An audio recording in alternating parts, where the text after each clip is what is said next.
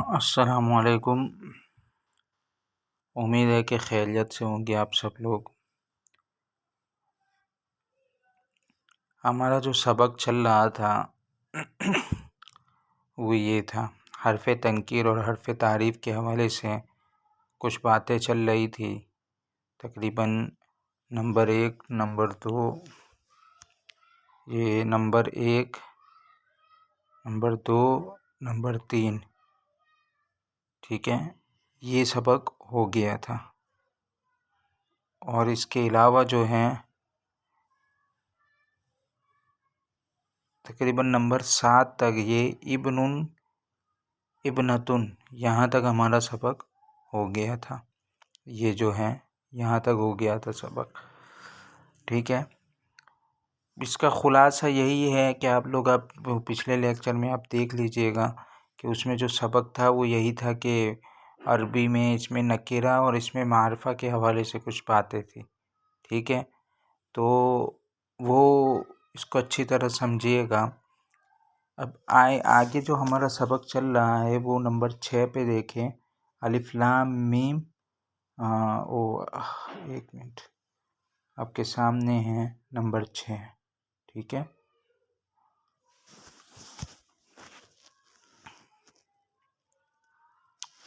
یہ نمبر 6 ہے، صحیح۔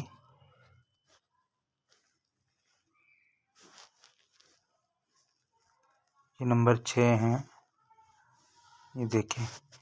اس میں جو بات بتائی گئی ہے ہمیں کہ الف لام جب ایسے لفظ پر داخل ہو جس کا پہلے حرف شمسی ہے تو الف لام کا لام حرف شمسی میں مدغم ہو جاتا ہے۔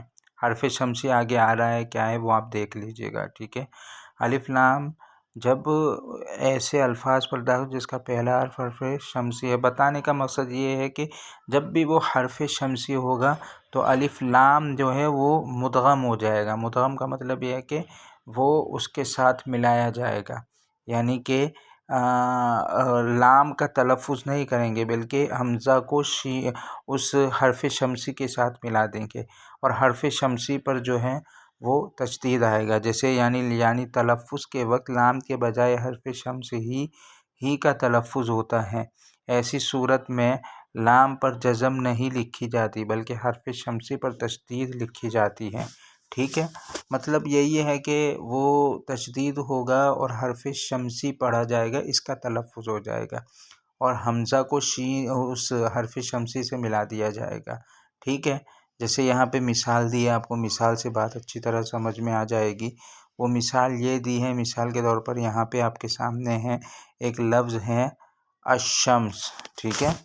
ایک لفظ جو ہے آپ کے سامنے الشمس دیا ہوا ہے، ٹھیک ہے، یہ والا لفظ، ٹھیک ہے، الشمس دیا ہوا ہے۔ اب یہ شین جو ہے یہ حرف شمسی میں سے ہے، ٹھیک ہے۔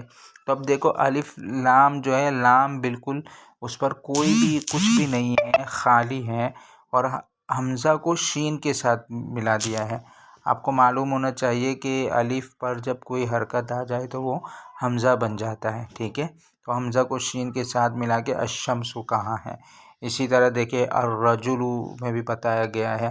اب یہاں پہ دیکھیں حروف شمسیہ، حروف شمسیہ یہ ہیں تا، ثا، دال، ذال، را، زاں، سین، شین، صاد، غاد، طا، وا، لام اور نون، یہ حروف شمسی ہیں، ٹھیک ہے۔ ان کے سوا باقی حروف قمریہ ہے۔ القمر چاند جو ہے، الجمل اونٹ، یہ القمر اور جو ہے یہ کیا نام ہے اس کا حروف قمریہ کہلاتے ہیں، حروف قمریہ میں داخل ہیں۔ یہاں پہ الف لام جو ہوگا وہ لام پہ جزم ہوگا، اور الف کو حمزہ کو لام کے ساتھ ملائیں گے، ٹھیک ہے۔ یہ بات ذہن میں رکھی ہے، اور حروف شمسی کو اچھی طرح دیکھ لیجئے گا۔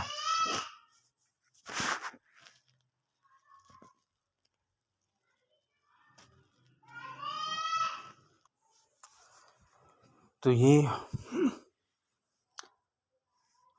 حروف شمسی جو ہیں یہاں پہ، یہ حروف شمسیہ اس کا ہے یہ اچھی طرح سمجھ لے، اور حروف قمریہ اس کو اچھی طرح سمجھ لے، ٹھیک ہے۔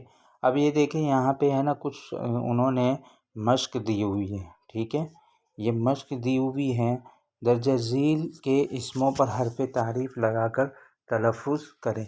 یہ مشق اس وقت آپ حل کر سکتے ہیں جب پچھلا سبق جو ہے مطلب یہ حرف تنکیر اور حرف تعریف والا سبق پورا اچھی طرح ذہن میں ہوگا، ٹھیک ہے۔ جیسے انسانن حرف تعریف لگا کر بھی تلفظ کرے تو کیا ہو جائے گا؟